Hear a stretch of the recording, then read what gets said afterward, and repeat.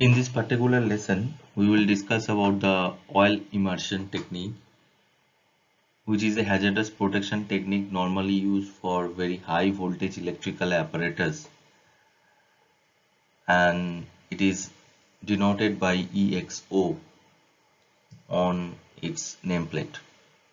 So let's see what is oil immersion technique and how it is used in various areas.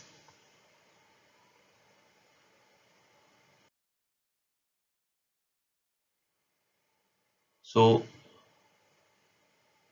this is a typically the oil immersed equipment. As you can see, this is the electrical termination and or electrical apparatus that is housed, and the housing is filled with oil. The main reason is, even if there is some spark generation within this high voltage equipment, it does not come out of it. It does not come out of it and meet the hazardous gases outside the enclosure or outside the oil.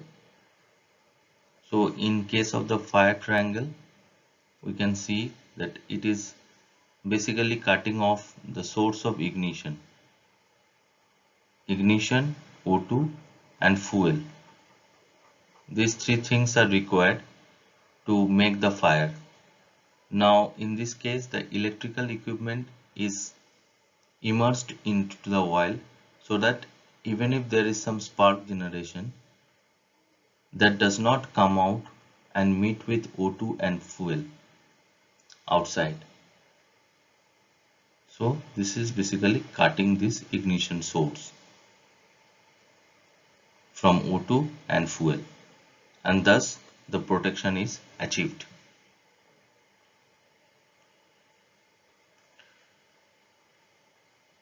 So it can be used up to zone 1.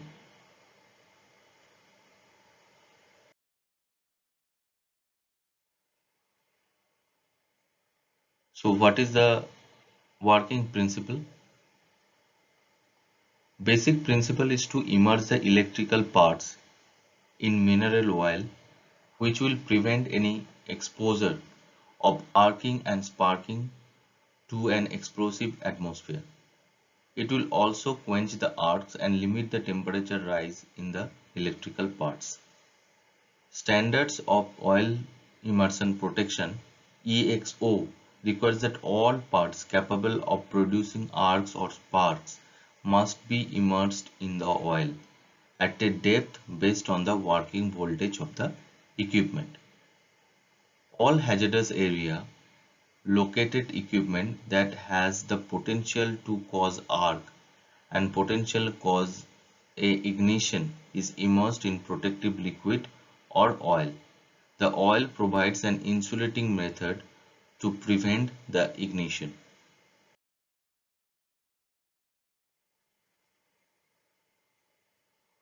So this is oil immersion technique follows the IEC standard follows the IEC standard 60079-6, and there are two categories into it.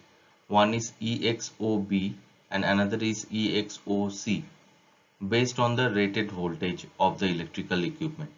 In this case, in case of OXB, it should be less than 11 kV, and it should be less than 15 kV in case of the EXOC.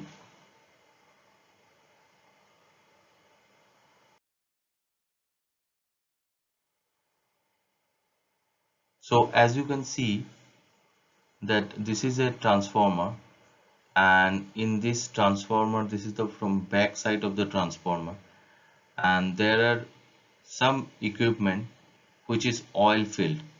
As you can see, this is oil filled. From that angle you can see. So Mainly this is the application. Mainly this EXO technique is used in case of the transformer, switchgear and other heavy electrical components, and also in some cases it is used in the gearbox.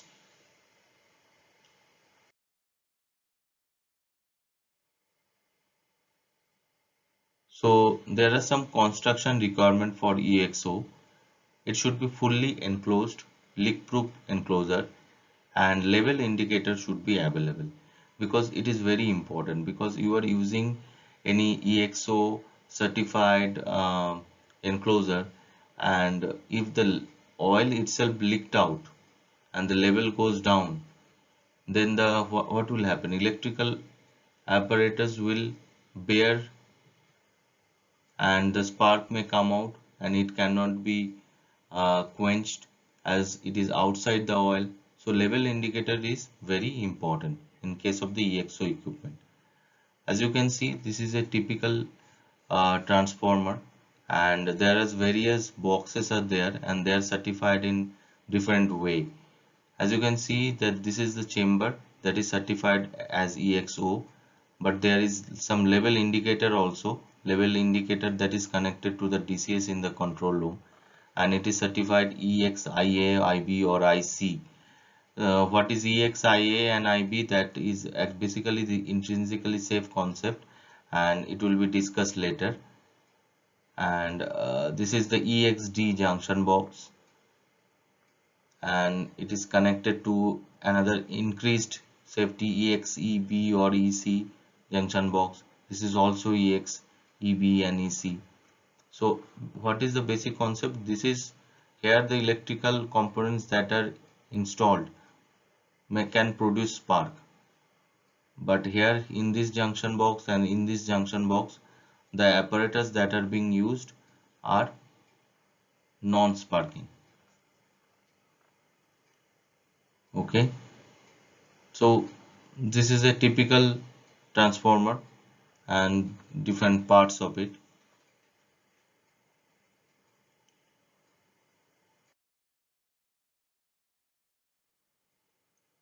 So we are actually learning various techniques, and there are, for each techniques there is a dedicated chapter for IEC 60079. This is a binding standard.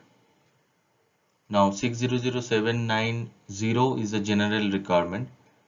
Dash 1 is flame proof housing. Dash 2 is pressurization. Dash 5 is powder filling or EXQ. Dash 6 is oil immersion. Dash 7 is increased safety. Dash 11 is increased safety. Dash 7 was increased safety and dash 11 was intrinsic safety. Dash 15 is electrical apparatus, and dash 18 is encapsulation or M. And there is another standard that is for dust protection, that is 6